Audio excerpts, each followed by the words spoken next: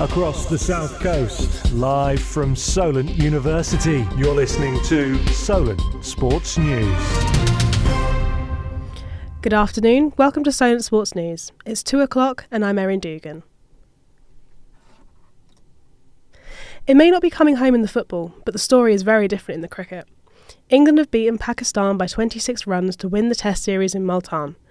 Mark Wood bowled out both Pakistani batsmen to dismiss the hosts for 328 and was confident in his side to take the win. We knew that the tail from 9 down we could get wickets.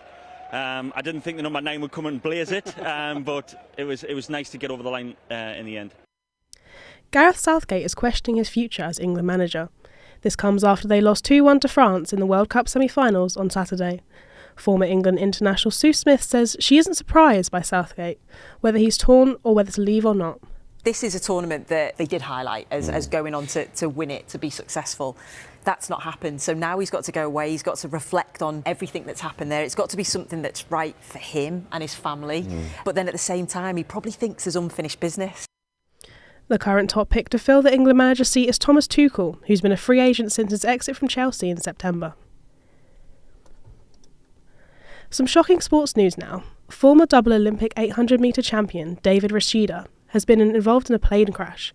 The plane was carrying him and 5 others when it went down in a field, but all of the passengers escaped with minor injuries. Rashida described the experience as a scary episode. In local news, Southampton women have been knocked out of the FA Cup. They lost to Bristol City, who currently sit 1 point above them in the Women's Championship table. The 2-0 defeat came courtesy of the Vixens Shania Hales and Emily Syme. In other women's football news, 4 matches took place in the Women's Super League yesterday, one of which was the Manchester Derby, which ended in a disappointing 1-1 draw. City manager Gareth Taylor is still happy with his side's development. In our recruitment now, we look like this is going to be our team, more or less. There'll always be players coming and going, but the more you can limit on that, the better. As soon as you feel you have a really good team here for the future, which I feel we have now, I think it's really exciting. Elsewhere in the WSL, Arsenal came from behind to beat Aston Villa 4-1. They moved to second place above Manchester United. Chelsea held off Reading to win 3-2 and restore their 3-point lead at the top of the table.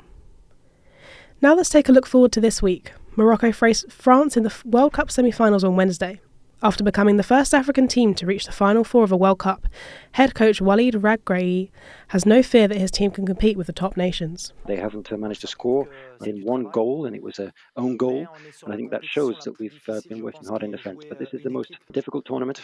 And we played Croatia, Belgium, Canada, who were the best team in North America, Spain and Portugal. They're some of the best teams in terms of the intensity. To talk us through the rest of the upcoming World Cup action is football correspondent Ed Jones, who joins me in the studio now. So Ed, what can we expect from the semi-finals?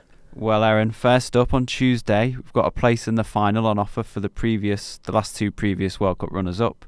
Argentina, inspired by Lionel Messi, had a heartbreaking loss to Germany in 2014, and Croatia were also beaten by France 4 years ago in Russia. All the headlines will be focused on how it's last chance saloon for Lionel Messi, but there's a steely, determined Croatia team who are ready to right the wrongs of their defeat in Moscow after knocking out favourites Brazil on penalties at the weekend. And then on Wednesday night, the story of the tournament, Morocco, as you've already said, the first African team to reach the semi-finals, hoping for further history to be made against the holders France. France, of course, themselves hoping to stand tall where Spain and Portugal have fallen. Ramener la Coupe à l'Imasson came blasting through the PA system after Le Bleu won against England in the quarter-finals, and memories of their 2018 victory in Moscow will motivate Mbappe and co for another triumph this year.